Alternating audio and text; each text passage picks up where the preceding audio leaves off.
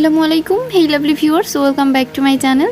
আজকে শেয়ার করব ম্যাঙ্গো লাভারদের জন্য এই পাকা মৌসুমে পাকা আমের একটি রেসিপি।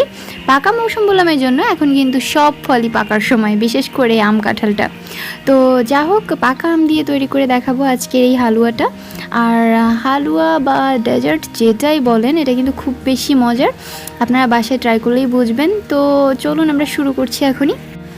শুরুতেই এখানে আমরা নিয়ে নিব হচ্ছে সুজি। এখানে আমি আমার পরিমাণ মতো প্রায় হাফ কাপ সুজি নিয়ে নিয়েছি। আর এরপরে 2 টুকরো এলাচ দিয়ে এটাকে একটু লো মিডিয়াম আঁচে ভেজে নিতে হবে। অবশ্যই লো মিডিয়াম আঁচে ভাজতে যাবেন, কারণ হাই আঁচ বা তার থেকে একটু কম ভাজতে গেলে কিন্তু সুজিটা পুড়ে যাবে। তো এখানে শুধুমাত্র সুজিই নিতে হবে, অন্য কিছু না। তো এরপরে এখানে এটাকে একটু ব্রাউন কালার পর্যন্ত ভেজে নিতে হবে। এখন অনেকটা ব্রাউন কালার হয়ে গেছে, দেখেই বুঝতে পারছেন। ব্রাউন কালার করে ভাজা হয়ে গেলে এখানে অ্যাড করে দিব পানি। আর আপনারা চাইলে কিন্তু এখানে দুধও অ্যাড করতে পারেন, বাট আমি বাংলাদেশি যে রেস্টুরেন্ট স্টাইলে আছে সুজির হালুয়াটা, ওই স্টাইলে করছি। তো এজন্য এখানে পানি অ্যাড করে দিয়েছি, আর এটা ফুটে ওঠা পর্যন্ত অপেক্ষা করব। এরপরে চিনি অ্যাড করে দিচ্ছি। এখানে স্বাদ মতো চিনি দিবেন, আপনারা যে যার টেস্ট অনুযায়ী দিবেন। সামান্য লবণ দিয়ে দিব, অফ স্ক্রিনে আমি দিয়েছিলাম, সরি। এরপরে এটাকে একটু নেড়ে চেড়ে ভালোভাবে রান্না করে নেব। আর চিনি থেকে যখন পানিটা গলতে শুরু করবে তখন অ্যাড করে দিব আমের পিউরি। এটা আমি আগে থেকে করে রেখেছিলাম।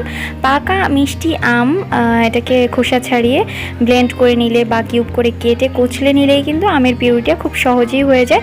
তো এরপরে আমি স্বাদ মতো আমের পিউরি দিয়ে দিয়েছি, আর এরপরে নেড়ে চেড়ে পুরো বিষয়টাকে মিশিয়ে নিচ্ছি আর কি, যাতে করে এখানে কিন্তু আপনারা একটু ফ্রুট কালার ব্যবহার করতে পারেন, ম্যাঙ্গো ফ্রুট কালারটা।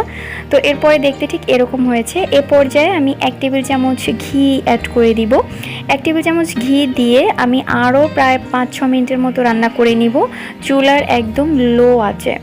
কারণ এই ঘিটা পুরো হালুয়াটার সাথে খুব ভালোভাবে অ্যাডজাস্ট হবে আর খুব ভালো একটা স্মেল আসবে। তো এরপরে চলে যাচ্ছি আমি পরের প্রসেসে। মানে এরপরে দেখতে ঠিক এরকম হয়েছে, মানে প্যানের গা থেকে এটা ছেড়ে দিচ্ছে। হালুয়াটা যখন প্যানের গা থেকে ছেড়ে দিবে তখন বুঝতে পারবেন যে অবশ্যই হালুয়াটা খুব সুন্দরভাবে হয়ে গিয়েছে। এখানে কিন্তু চাইলে আপনারা এটাকে ছাঁচে করতে পারেন বা যে কোনো স্টাইলে, বরফি স্টাইলে করতে পারেন, বাট এটা আমি এইভাবেই রাখবো। তো এগুলো দেখতে ঠিক এরকম দানা দানা আর এরকম হয়েছে, মানে দেখেই বোঝা যাচ্ছে কতটা লোভনীয়। এবার একটু সার্ভ করে দেখিয়ে দিচ্ছি।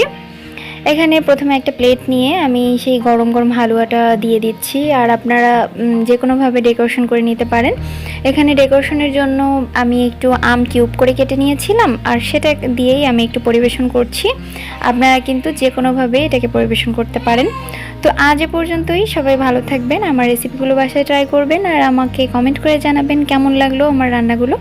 আর অবশ্যই আপনার মূল্যবান টাস্ক আমার সাবস্ক্রাইবারকে বাড়িয়ে দেয়, তাই আমাকে সাবস্ক্রাইব করবেন, আর লাইক বাটনে ক্লিক করতে কিন্তু ভুলবেন না। আর হ্যাঁ, সকালবেলায় কিন্তু নাস্তার টেবিলে পরোটার সাথে এই হালুয়াটিকেই উপস্থাপন করতে পারেন। তো আজ এ পর্যন্তই। সবাই ভালো থাকবেন। আল্লাহ হাফিজ।